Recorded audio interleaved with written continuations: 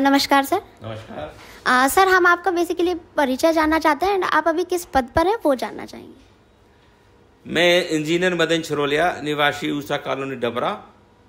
और जहाँ तक मेरी एजुकेशन का सवाल है तो मैंने बैचलर ऑफ इंजीनियरिंग यहाँ MITS से किया है, मास्टर ऑफ इंजीनियरिंग भी MITS से किया है और PhD इन इंजीनियरिंग भी मैंने 2013-14 में की है।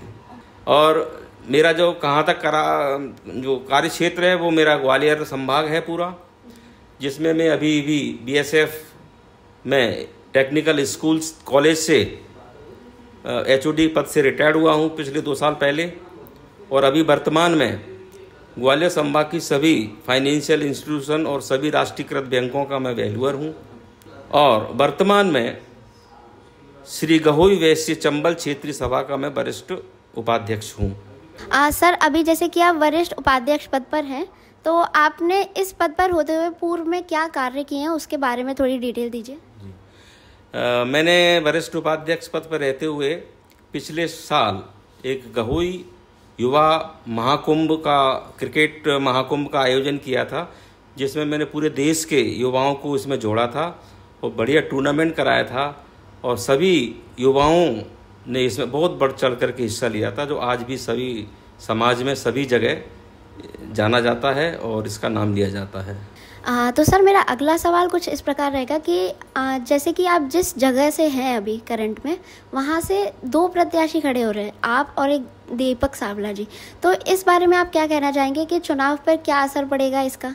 देखिए, हमारे गहो वैश्य समाज डबरा के जो अध्यक्ष हैं श्री मुन्नालाल जी डेंगरे, उन्होंने एक समाज की बैठक बुलाई थी। उनका उद्देश्य ये था कि 2 प्रत्याशियों में से हमारा स्थानीय एक ही रहे। तो उन्होंने पंचों की एक सभा बुलाई थी जिसमें 50-60 लोग उपस्थित हुए थे। और उसमें सबसे पहले उन्होंने ये शर्त रखी थी कि भाई हम पंचायत को हम आगे तभी बढ़ाएंगे जब दोनों प्रत्याशी अपना विड्रॉल दे देंगे। तो मैंने तुरंत अपनी जेब से विड्रॉल निकाला, उनको दे दिया, क्योंकि पंचों से आगे कुछ है नहीं। पंच यदि हमें अनुमति देंगे तो हम समाज सेवा करेंगे। पंच कहते हैं कि नहीं, आपसे बेहतर दूसरा व्यक्ति है तो आप पीछे हट जाइए। तो पंचों को सोचना था, या पंचों को सोचना चाहिए कि कौन बेहतर है। तो मैंने सबसे पहले विड्रॉल दिया, लेकिन उस सभा में दूसरे प्रत्याशी ने विड्रॉल नहीं दिया। तो वो सभा एक वहीं समाप्त हुई और सबने हमको थोड़ा सराहाया भी कि चलो आप लोग कम से कम पंचों की बात तो मानते हो। तो मेरे लिए उन्होंने बड़ा धन्यवाद भी दिया कि बहुत बहुत धन्यवाद, आपने हमारा मान सम्मान रखा। और उन्होंने मुझे आशीर्वाद दिया कि आप आगे बढ़ें। सर, मेरा अगला सवाल रहेगा कि महासभा 2025 के लिए आपकी प्राथमिकताएं क्या रहेंगी? अगर आप महामंत्री बनते हैं तो समाज के लिए आपका पहला कदम क्या होगा? देखिए, मैं पिछले 30-35 साल से तो महासभा में हूँ और मुझे ये बहुत चीज़ें ऐसी लगती हैं कि कई विवाद प्रॉपर्टियों के हैं और उसकी वजह से कोई भी कार्यक्रम हम सभाओं में बैठते हैं तो मीट टुगेदर होते हैं तो एक तरह से वो सही माहौल नहीं बनता। कुछ खेमा उधर बढ़ जाता है, कुछ उसमें बढ़ जाता है। लड़ाई झगड़ों में ही हमारा पूरा, जैसे लोग 2-2, 4-4 हज़ार रुपये खर्च करके आते हैं, बैठक में हिस्सा लेते हैं और अनर्गल विवादों में रहते हैं, उसका कोई आज तक निर्णय नहीं निकल पाया। तो मेरा सबसे पहली प्राथमिकता रहेगी कि एक मैराथन बैठक करा के किसी भी तरह से साम दाम दंड भेद से निवेदन के, हाथ जोड़ के, पाँव छू के ये विवाद निपटे और तभी सामाजिक समरसता का सपना पूरा होगा। बिल्कुल सही बात है। तो सर, मेरा अगला सवाल ये रहेगा कि आपके अनुसार वर्तमान समय में महासभा के सामने सबसे बड़ी चुनौती क्या है और उसे हल करने की आपकी योजना क्या है? सबसे बड़ी चुनौती है हमारे युवाओं का समाज के प्रति एक तो रुझान कम होना और दूसरी है कि उनके लिए रोजगारों की, उनके एक चेहरे पे चमक आए कि भाई वो एकदम स्वावलंबी बने और उनके रोजगार उनके लिए बहुत आसान हो। तो मेरी 2 योजना है उसके लिए। पहली तो ये है कि हम सारे जितने भी देश के हमारे समाज के बड़े बड़े उद्योगपति हैं, उनके जो एंसिलरीज होती हैं, सहायक प्रोडक्ट होते हैं कुछ, तो हमारे युवा जो नए हैं वो उनमें जाएं, उनसे करके उनसे उनकी प्रोडक्ट को बनाएं। बाकी जो वो तो चाहती हैं कि हमारे समाज के लोग आएँ और हमारे जो एंसिलरीज आइटम है हमारे समाज के लोग बनाने लग जाएं, तो हमारा बहुत अच्छा काम होगा, विश्वास भी होगा और हमारे लिए धर्म का काम भी होगा कि हम समाज को रोजगार दे रहे हैं। तो दूसरी बात ये होती है कि हमारे यहाँ जितने भी हैं सारे बड़े बड़े उद्योगपति बड़े बड़े प्रतिष्ठान वाले, उनको भी एम्प्लॉयज तो लगते ही हैं। तो बेहतर ये होगा कि ऐसा माहौल बने कि भाई हमारे समाज के लोगों को वो प्राथमिकता दें, यदि उनमें वो योग्यता और अनुभव है तो वो उनको एब्जॉर्व करें, जिससे हमारे जो युवा हैं वो ना भटकें कहीं।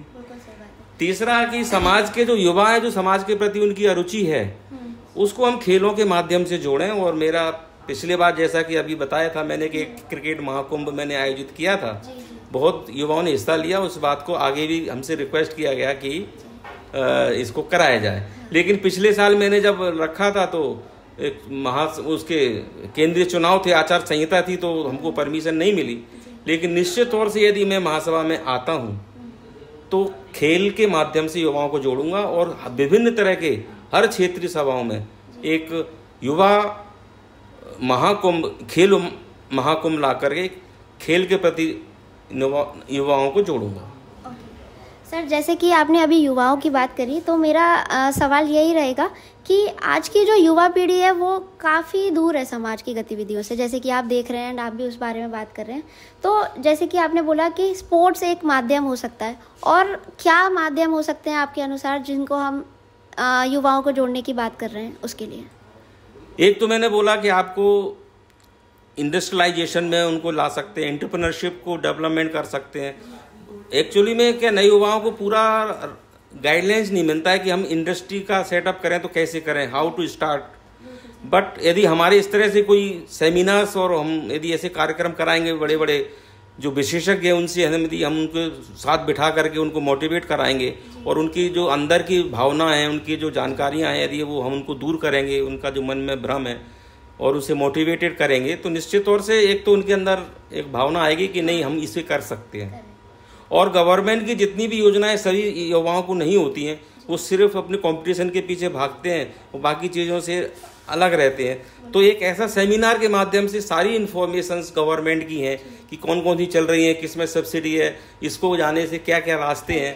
तो वो एक्चुअली मैं कंसल्टेंट हूँ, प्रोजेक्ट कंसल्टेंट हूँ, तो एक तरह से एक बेनिफिट मिलेगा, क्योंकि मैं जो है ना A to Z एक सिंगल विंडो के तहत सारे प्रोजेक्ट, बड़े बड़े करोड़ों के जो प्रोजेक्ट है, मालनपुर है, बामोर है, ये सब है, जितना भी दतिया, जितने भी आसपास के इंडस्ट्रीज का वो है, उनमें सबके प्रोजेक्ट्स, उनके एस्टिमेट्स, उनके प्राकलन, उनकी DPR सारी हमारे यहाँ बनती हैं। तो उससे माध्यम से सारे डिपार्टमेंट, चाहे DIC हो, चाहे बैंकें हो, चाहे MPFC हो, सभी जुड़े रहते हैं। तो हमको एक जो बेनिफिट है युवाओं को मिल सकता है। बहुत सही। सर, अगला सवाल मेरा ये रहेगा कि अगर आपको सिर्फ एक लाइन में ये बताना हो कि मतदाता आपको ही क्यों चुने, तो वो लाइन क्या होगी? मतदाता इसलिए लेंगे कि उनको चिंता है कि महासभा में योग्य और अनुभवी और समाज के प्रति समर्पित व्यक्ति महासभा में जाएं, और वो योग्यता मुझ में है। तो सर, मेरा अगला सवाल ये रहेगा कि आपके अनुसार महासभा का असली उद्देश्य क्या होना चाहिए? राजनीति, पद या समाज सेवा? निश्चित तौर से समाज सेवा। बाकी चीजें तो फिर अलग अलग उसके दल हैं। यदि राजनीति करना है तो कांग्रेस BJP है, उसमें जाएं। तो सर, मेरा आखिरी सवाल आपसे ये रहेगा कि 2025 का ये जो चुनाव है, ये सच में बदलाव का चुनाव है? नहीं, बदलाव तो हमेशा रहना चाहिए। क्रिएटिविटी मीन्स कि जो पुराना चल रहा है वो भी अच्छा ही चल रहा था, हम उसमें और क्या बेहतर कर सकते हैं। तो निश्चित तौर से जो आज की डिमांड क्या है, रिक्वायरमेंट क्या है, सोसाइटी की क्या चेंजेस आते हैं, तो वो तो बदलते रहना चाहिए। बदलना ही जिंदगी का सार है, और उसी जब तक हम बदलेंगे नहीं तो उन्नति नहीं कर पाएंगे। तो सर, हम जैसे कि बदलाव की बात कर रहे हैं, तो ये बदलाव हम लाएंगे कैसे? हम लोग जो बदलाव लाएंगे वो युवाओं के माध्यम से लाएंगे। यदि हम रूट्स पे नहीं जाएंगे तो पेड़ को हिलाने से कुछ फायदा नहीं है। रूट्स जब तक हमारी मजबूत नहीं होगी, युवा हमारे साथ नहीं जुड़ेंगे, तब तक समाज में कोई अलग बदलाव आने वाला नहीं है। चाहे वो सामाजिकता से जुड़े, चाहे वो अपने औद्योगिक क्रांति से जुड़े, चाहे वो स्पोर्ट्स के माध्यम से जुड़े, उनको जोड़ना होगा, तभी हमारा समाज आगे बढ़ेगा। तो सर, मेरा आखिरी सवाल ये रहेगा कि आपका मतदाताओं को क्या संदेश है? मतदाताओं का मेरा एक तरफ से यही संदेश है कि वो योग्य, अनुभवी और समर्पित व्यक्ति को ही चुने। बहुत बहुत धन्यवाद सर। धन्यवाद, थैंक यू।